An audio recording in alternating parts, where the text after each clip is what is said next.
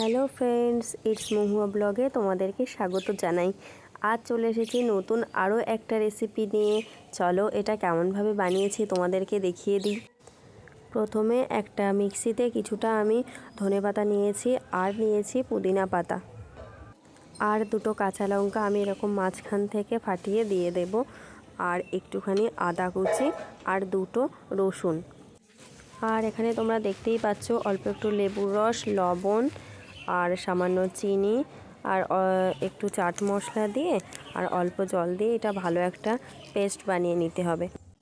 আর এখানে তোমরা যে গোটা মশলাগুলো দেখতে পাচ্ছ এগুলো আমি শুকনো খোলায় ভেজে গুঁড়ো করে নেব। আর দিয়েছি এদিকে কড়াইতে তেল পরিমাণ মতো। তেলটা গরম হলেই আমি এখানে একটা পেঁয়াজ কুচিয়ে দিয়ে দিচ্ছি, আর সেই সাথে পেঁয়াজটা ভাজা ভাজা হয়ে গেলে দেব রসুন কুচি, আদা কুচি আর দেব একটা কাঁচা লঙ্কা কুচি।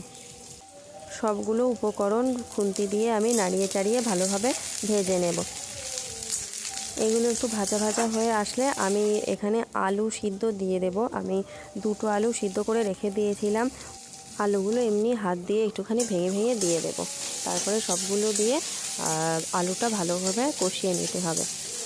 এদিকে লেগেছে আমার মারাত্মক ঠান্ডা। দেখো তোমরা গলা শুনে বুঝতেই পারছো গলায় কোনো জোর নেই আর গলাটাও কেমন চেঞ্জ হয়ে গেছে। এবার আমি একটুখানি লবণ দিয়ে দেব আর দিচ্ছি হলুদ দিয়ে ভালোভাবে নাড়িয়ে চাড়িয়ে নিতে হবে। দেখো কড়াইটা একটু একটু লেগে লেগে যায়, এটা ভালো করে খুন্তি দিয়ে ঘষে ঘষে নিলেই উঠে যাবে, কোনো টেনশনের দরকার নেই। আর স্বাদটাকে ব্যালেন্স করার জন্য অবশ্যই একটুখানি চিনি দেওয়া দরকার, তো চিনি দিয়ে দিয়েছি।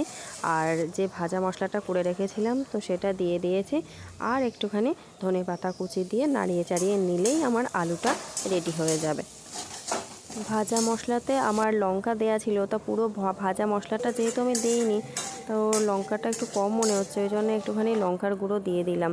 যাই হোক আলুটা আমার রেডি। এবার এরকম গোল গোল করে নেব একটুখানি হাত দিয়ে। আর এখানে দেখো আমি একটা ব্যাটার বানিয়ে নিয়েছি বেসনের আর অল্প লবণ দিয়ে। ঘনত্বটা দেখে নাও। এবার আলুর যে বলগুলো বানিয়ে রেখেছি সেগুলো বেসনের ব্যাটারে ডুবিয়ে তেলে সেঁকে ভেজে নিতে হবে।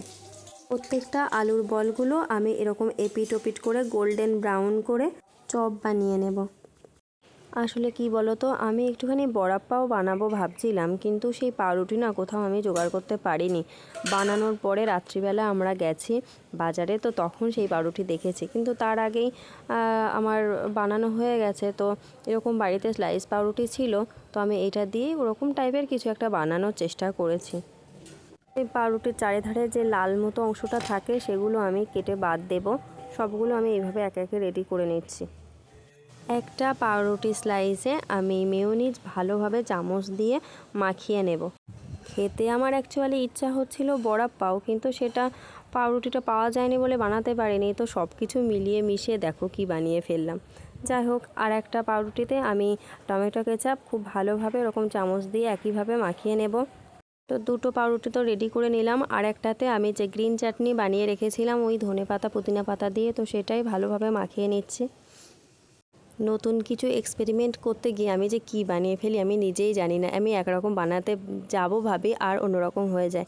যাই হোক, একটা পাউরুটিতে আমি ওই বড়াটা দিয়ে দিলাম, তারপরে আরেকটা পাউরুটি দিয়ে চাপা দিলাম, আর শেষে দিলাম ওই গ্রিন চাটনি মাখানো যে পাউরুটিটা রয়েছে সেই টুকরোটা।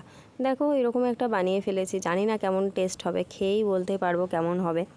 হাতের কাছে যা ছিল তাই দিয়ে একটুখানি ডেকোরেশন করে নিয়েছি, খেতেও খুব ভালো হয়েছিল।